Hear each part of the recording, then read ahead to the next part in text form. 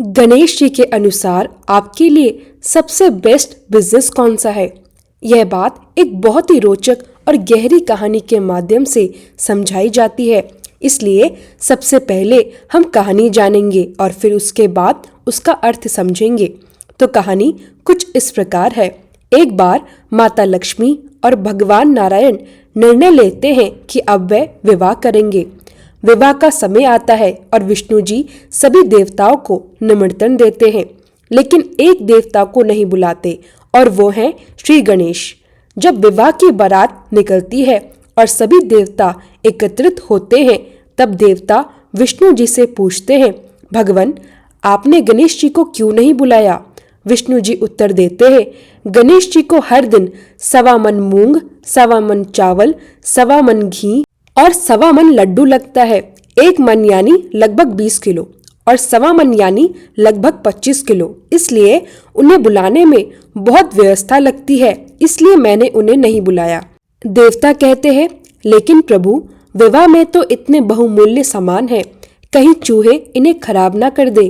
तभी देवताओं में से एक सुझाव देता है, प्रभु, आप गणेश जी को बुलाइए और उनसे इन वस्तुओं की रक्षा करने का निवेदन कीजिए।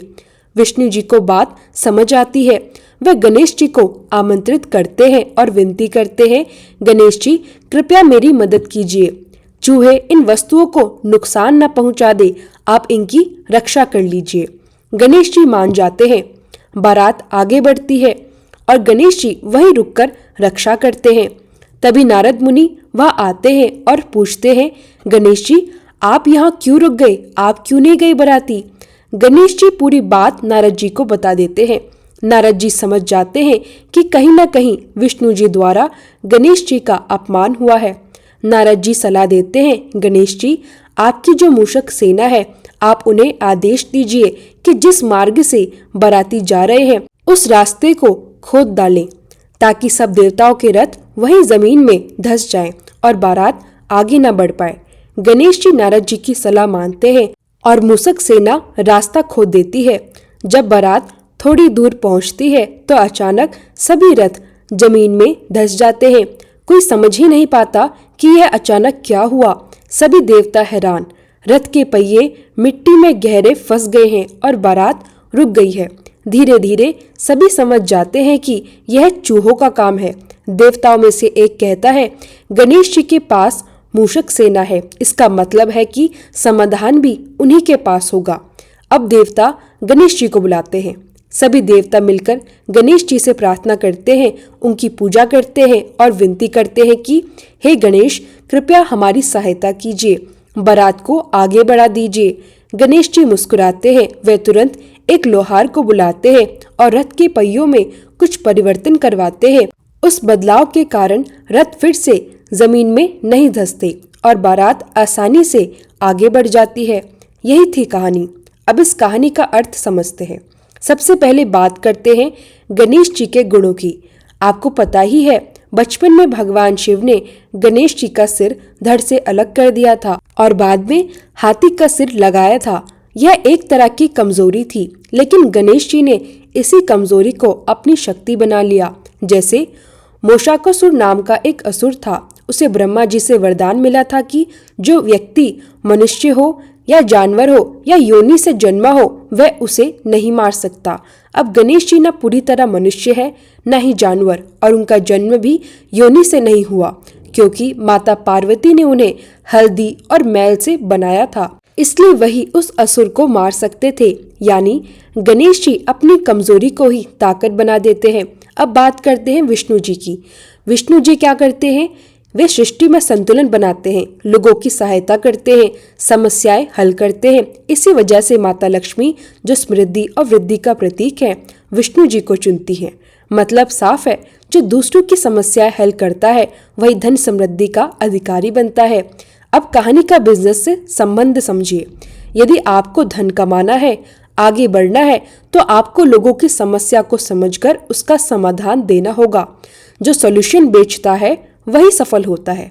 लेकिन सवाल आता है, मुझे कैसे पता चले कि किस समस्या का समाधान मुझे बेचना चाहिए? यही बात आगे कहानी में समझाई गई है। विष्णु जी श्रेष्ठ है, फिर भी वे गणेश जी को नहीं बुलाते। अब गणेश जी की खासियत क्या है? वे अपनी कमजोरी को शक्ति में बदल देते हैं। यही संकेत है कि आप भी अपनी कमजोरियों को ही अपने बिजनेस की ताकत बनाएं। जिस समस्या को आपने खुद झेला है, जिस दर्द को आपने खुद महसूस किया है, जिस रास्ते पर आपने खुद ठोकरें खाई हैं, उस समस्या का असली समाधान सबसे बेहतर आप ही दे सकते हैं, क्योंकि एक समय पर आप ही ग्राहक थे। आप समस्या को भी जानते थे और रास्ता भी। कहानी में बारात के रुकने का क्या कारण था? रास्ते में छोटे छोटे छेद यानी चूहे यह प्रतीक है कि यदि आप ऐसा बिजनेस चुनेंगे जिसकी समस्या आपने खुद नहीं जानी, जिसे आपने खुद अनुभव नहीं किया, तो आप छोटी छोटी गलतियां करेंगे। आप कस्टमर को समझ नहीं पाएंगे क्योंकि आपने खुद वह रास्ता नहीं चला, और छोटी छोटी गलतियां ही बिजनेस को डुबा देती हैं। जैसे बारात वहीं रुक गई थी। आगे क्या होता है? देवता गणेश जी को बुलाते हैं क्योंकि समाधान सिर्फ उन्हीं के पास है। गणेश जी लोहार को बुलाकर पहियों में थोड़ा सा परिवर्तन करवा देते हैं और समस्या तुरंत हल हो जाती है। यही संदेश है। जब आप किसी समस्या को खुद झेलते हैं तो आपको उसकी छोटी से छोटी बारीकी पता होती है। कैसे संभालना है, कब क्या बदलाव करना है, समाधान कहाँ है, सब आपको मालूम होता है। तो कुल मिलाकर इस कहानी का समरी यही है, आपको वही बिजनेस चुनना है जिस समस्या को आपने खुद अपने जीवन में अनुभव किया है, क्योंकि जिस समस्या को आपने झेला है उसका असली समाधान सिर्फ आप समझते हैं। आप अपने ग्राहकों की भावनाओं और ज़रूरतों को पहचान पाएंगे, क्योंकि एक समय पर आप भी वही ज़रूरत महसूस कर चुके हैं। आप छोटी छोटी गलतियां नहीं करेंगे क्योंकि आप समस्या की जड़ से परिचित हैं, और जब समाधान सही होगा तो समृद्धि यानी लक्ष्मी स्वतः आपके पास आएगी। यही इस पूरी कहानी का गहन संदेश है। वीडियो देखने के लिए धन्यवाद।